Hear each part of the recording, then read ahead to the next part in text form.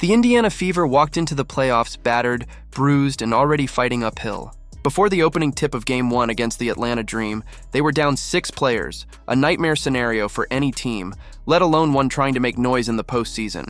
And if that wasn't enough of a hurdle, the officiating only made matters worse. By the time the night was over, players, fans, and even head coach Stephanie White were left seething, asking themselves the same question.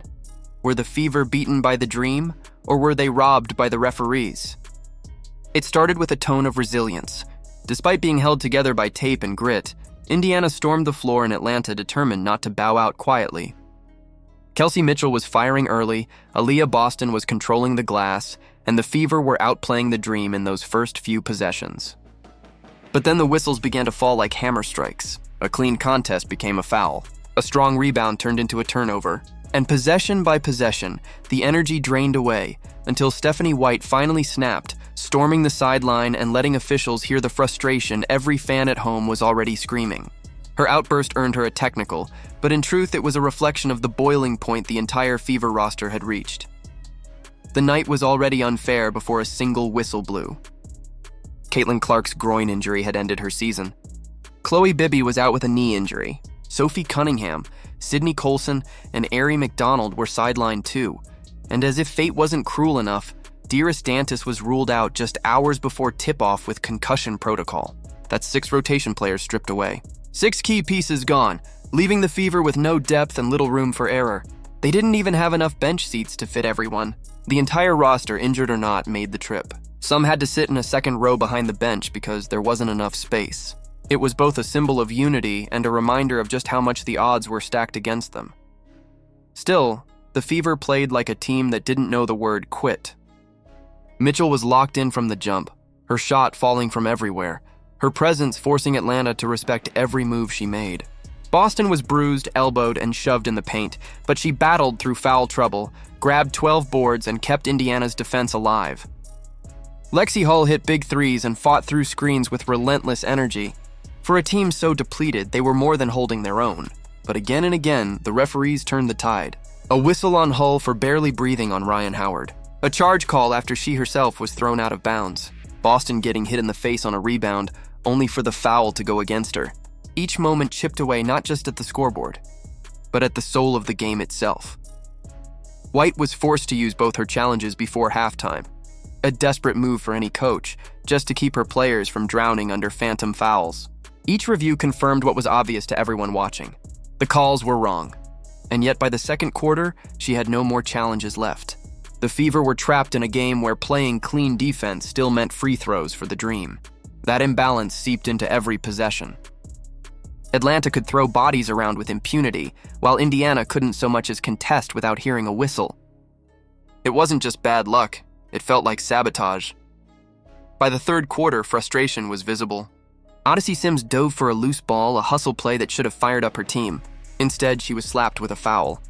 The crowd buzzed in disbelief, players waved their arms in exasperation, and Stephanie White had to be held back by Caitlin Clark, who, even from the bench in street clothes, tried to calm her coach down before she got ejected. The surreal image of Clark holding back her head coach summed up the night.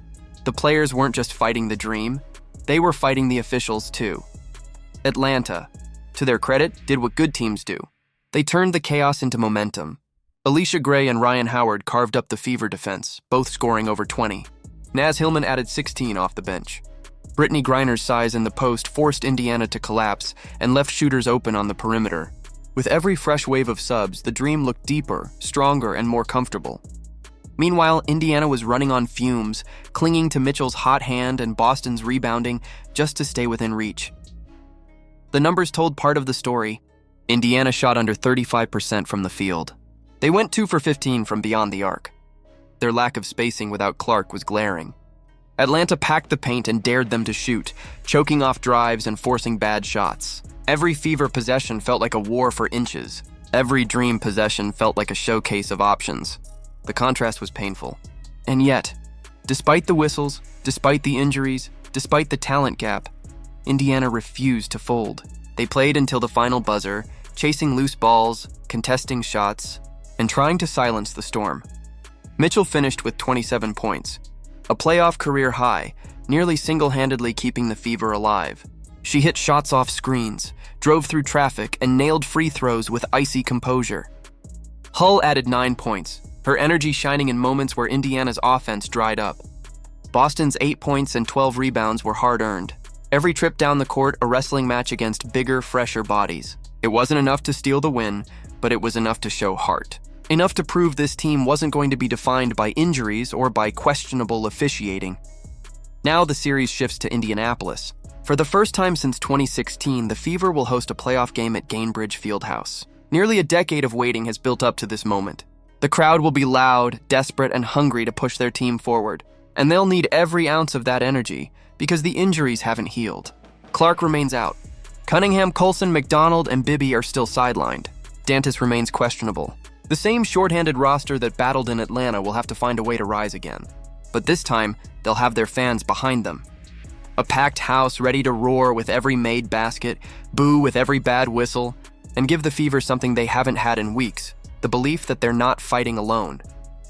The burden still falls on Mitchell, but she can't do it alone.